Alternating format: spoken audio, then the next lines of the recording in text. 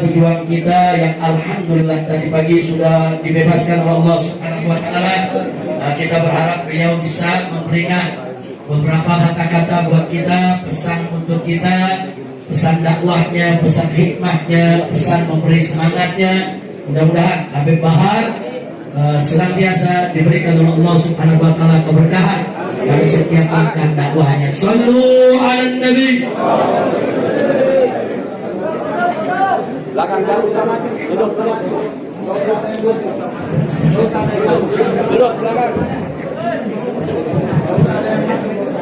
Jamaah harap duduk ya, jangan ada yang berdiri, mohon untuk tertib.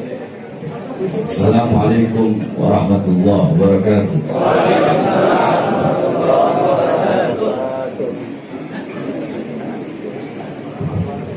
Bismillah. Wassalatu wassalamu ala Rasulillah Muhammad ibn Abdullah wa ala alihi washabbihi wa ba'd. Salaman wa tahiyatan wa takriman wa tashrifan li abuya walidina wa habibuna al-imamuna Habib Muhammad Rizieq bin Husain bin Shihab rahimahullah fi kulli hayati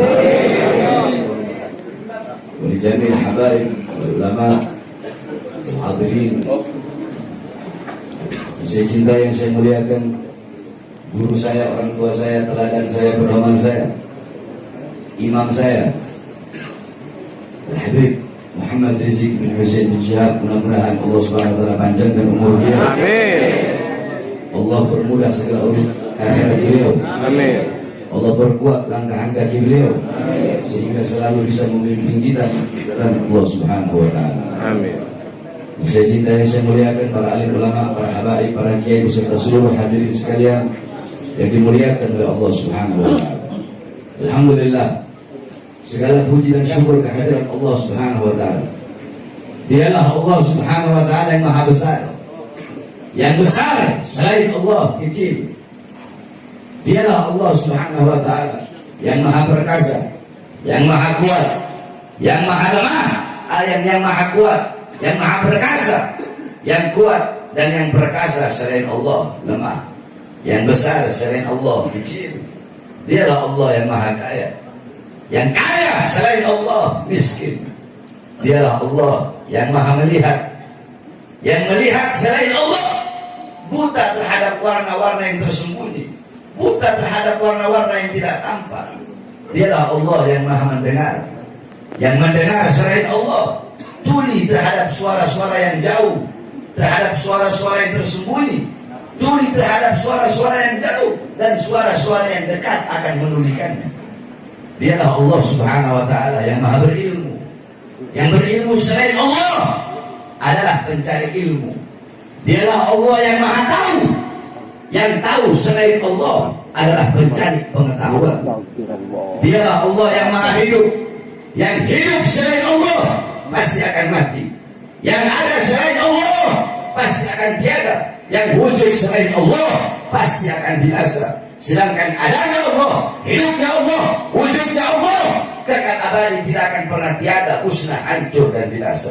Dan dialah Allah yang dimana pada kesempatan yang mulia ini Allah menggerakkan hati kita menggerakkan langkahan kaki kita, sehingga kita duduk di ini majlis yang penuh dengan kasih sayang Allah, penuh dengan rahmat Allah, penuh dengan maghfirah Allah Subhanahu wa taala, yakni majlis ilmunya Allah Subhanahu wa taala, yang dimana kita yang duduk di sini adalah orang-orang yang telah dipilih oleh Allah Subhanahu wa taala. Saudara-saudara sekalian, kita duduk di sini berkumpul bersama para ulama, berkumpul bersama orang-orang soleh. Jangankan ketika kita masih hidup berkumpul bersama para ulama. Dalam satu kitab diceritakan, dulu di Zambal yakni pemakaman para aulia, di situ dimakamkan Bagi Mugaddam Muhammad bin Ali Ba'alun. Banyak para habaib, para salafun salih. Dulu ada satu orang fasik, dia suka berbuat dosa. Dia dimakamkan di pemakaman umum tidak mau terima. Akhirnya oleh keluarganya dimakamkan di samping tembok Zambal. Singkat cerita, ada satu wali bermimpi Di dalam mimpinya ini orang fasik sedang disiksa oleh Allah, sedang disiksa oleh malaikat Munkar dan Nakir, diazab karena dia ahli maksiat. Ketika dia sedang diazab, ketika dia sedang disiksa oleh Munkar Nakir, tiba-tiba Faqih Muqaddam Muhammad bin Ali Ba'alawi, Faqih Muqaddam Muhammad bin Ali Ba'alawi, beliau adalah seorang ulama besar, yakni qudwatul muhaqqiqin, tahajjul a'immatil 'arifin. Beliau adalah datuknya Segaf, Al-Idrus, Al-Habsyi, Al-Attas, Al-Ish'ab dan lain-lain. Beliau adalah seseorang yang pada umur 7 tahun pernah mengkhatamkan Al-Quran dalam 1 rakaat salat. Beliau adalah orang yang selama 33 tahun tidak tidur.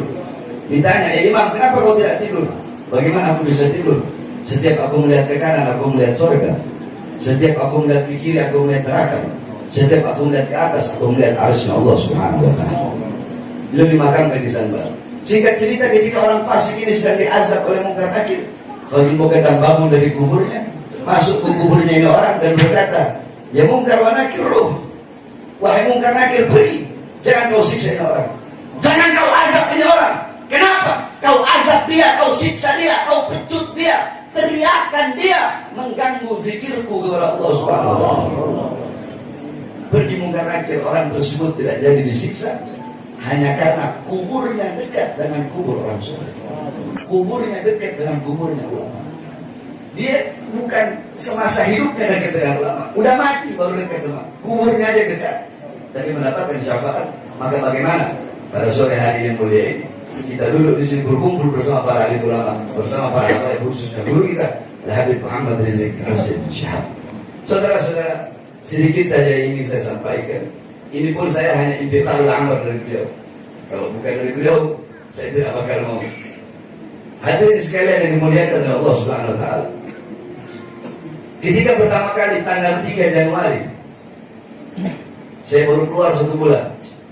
Dulu saya baru keluar 2 hari, dibawa ke Gunung Sindur, dibawa ke Nusa Kambangan. Bebas 2021, baru 1 bulan bebas, masuk lagi. Tanggal 3 Januari. Ketika saya masuk, saya tidak tahu kasusnya kasus apa. Yang ketika pengacara bilang, kasusnya kasus KM50. Apa saya bilang? Alhamdulillah. Alhamdulillah. Ya Alhamdulillah. Saya bersyukur kepada Allah kalau kasusnya memang kasus KM50. Kenapa? Nanti di persidangan akan saya bongkar bahwasanya apa yang saya sampaikan itu benar. Saya bukan berbohong. Akan saya sampaikan, akan saya buktikan bahwa apa yang saya sampaikan tentang KM50 dan tentang beliau Habib Rizik dipenjarakan Maulid itu benar adanya dan bukan bohong atau berita hoax. Alhamdulillah, dengan izin Allah Subhanahu wa ta'ala, dengan kekuasaan Allah Subhanahu wa ta'ala, Allah bongkar semuanya, saudara-saudara. Mulai dari saksi-saksi. Pertama, saksi-saksi yang dihadirkan adalah para kiai-kiai. Kiai-kiai dihadirkan, yang dimana di situ mereka merasa tidak merasa kami sebagai ulama merasa tersinggung dengan pernyataan Habib Bahar bahwasanya Habib Rizik dipenjara karena maulid. Karena banyak kok yang bikin maulid, seakan-akan Habib Bahar hanya menonjolkan satu sosok saja. Siapa itu? Yaitu Habib Rizik. Jadi seakan-akan Habib Bahar mengkultuskan cucu Nabi Muhammad, itu Habib Rizik Hussein Syihab. Karena yang Habib Bahar bahas dalam ceramah hanya Habib Rizik, Habib Rizik, Habib Rizik saja. Dan itu pernyataan seorang doktor, pernyataan seorang profesor, seorang doktor, profesor, tapi otaknya dangkal kalau berpikir seperti itu, saudara-saudara. Kenapa dangkal? Ceramah saya membahas Habib Rizik, kata dia, mengkultuskan. Ceramah saya membahas Habib Rizik, katanya, saya hanya mengkultuskan satu ulama saja. Padahal yang membedakan, tidak ada Arab. Dia bawa Arab. Tidak ada Arab, tidak ada ini. Semua sama di mata Allah. Dia bawa ayat, Inna akramakum minallahi atqakum. Kalimatul haq uridu bihal batil. Akhirnya di situ, ketika itu, si kiai ini tidak hadir. Padahal saya berharap dia hadir.